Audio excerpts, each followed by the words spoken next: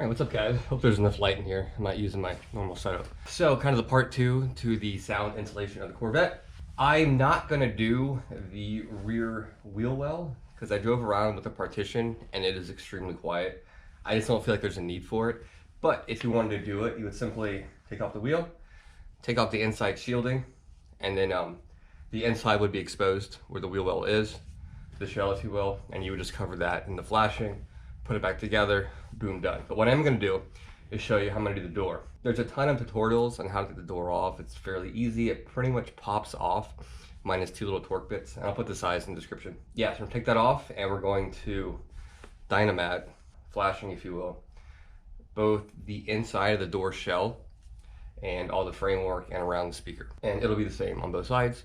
And as a bonus, because I'm only gonna do the door, not the fender, I'll take you for a fun little POV drive at the end. So stay tuned. All right, quick little refresher just when you're doing this, getting the door off anyways, the panel. Pretty easy. So you're gonna have 3 pieces actually come off. The little door lock mechanism, the trim piece for the door handle, and the little trim piece down here for the 2 little screws. And they're T30s, by the way. This just takes a little bit of effort to get off. It might feel like it's gonna break, but it's pretty stout and it comes off just by popping it off. These are kind of old, the switches, so be careful taking these off. They're easy to snap. I did it on my driver's side before, so just be careful doing that. And like I said, these are T30, they come right out, no big deal. And now I think there's 6 clips all the way around on the outside. We're gonna undo those, kind of lift up, and it'll come off. All right, and here's how it looks once you get it off. Door panel on the inside, got some styrofoam. My driver's side didn't have the styrofoam, so it makes me think it was replaced at one time or something. But yeah, there's 6 little pins all the way around. They're just pushed in. You just gotta pull them out to get it off. They're easy to break. Luckily I didn't break one, just be cognizant of that. And they go in these little things right here. So what I'm gonna do is take off this little piece right here so I can get access to inside the door, the skin from the outside. I'm gonna do some on the inside, and then I'm gonna cover all the exposed areas I can around the door and behind the speaker. Because I do get a little bit of a rattle, just a little bit, with the new head unit. So I'm gonna go ahead and do that, and I'll report back. Oh, and also to get the speaker and sub out, it is 6-7 millimeter little bolts all the way around. And if you want to replace the tweeter, you can. This you cannot, it's proprietary to the amp, but the little tweeter you can. It's a 3-inch, and to do it, you just have to reverse the polarities and it'll work. All right, so as I go through and I'm doing this, I got this. My biggest concern was the speaker area right here, because it does rattle when it's kind of loud. Behind the entire casing, I put the flashing, so it's sandwiched between the frame and the speaker housing now. And it's funny, if you look, GM actually used very similar technology 20 years ago when they made this car.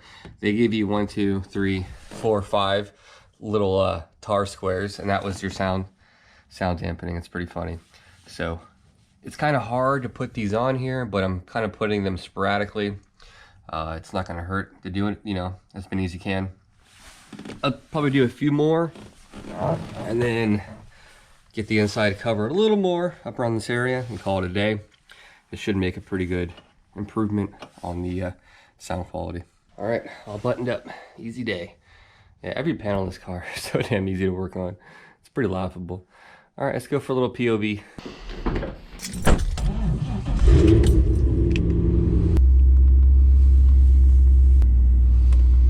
For those that follow me, you know that, wrong gear. You know I have long tube headers, and the tick drove me insane. So after wrapping them and doing the sound insulation, you can't hear them at all, which is a total bonus. All you really hear now is the engine noise, which is freaking awesome. And this is the windows up, which is the worst time to hear the damn things, and you can't hear anything, which is great. I don't have the partition in right now because I'm putting new carpet on it, but it's still whisper quiet in here without it, which is terrific. Come on, let me over, man. Yeah, I was farting around with the stereo before. I had it all the way up.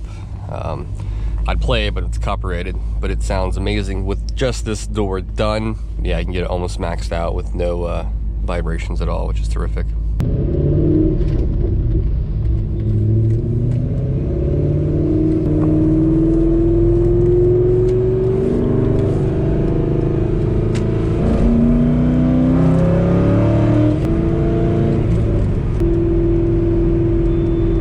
I don't know if you can tell, but the truck in front of me, it's like riding sideways.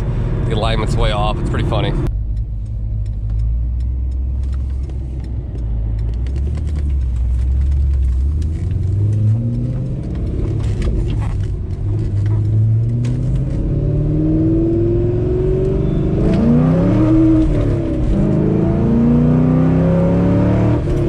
God, this car is a freaking animal, dude. So damn fast, it's absurd. A little cold, so gotta be kind of careful with it. But all right guys, that's gonna do it for today. I'll check back in a few days with some Mini Cooper stuff. Thanks guys for stopping by. See you next time.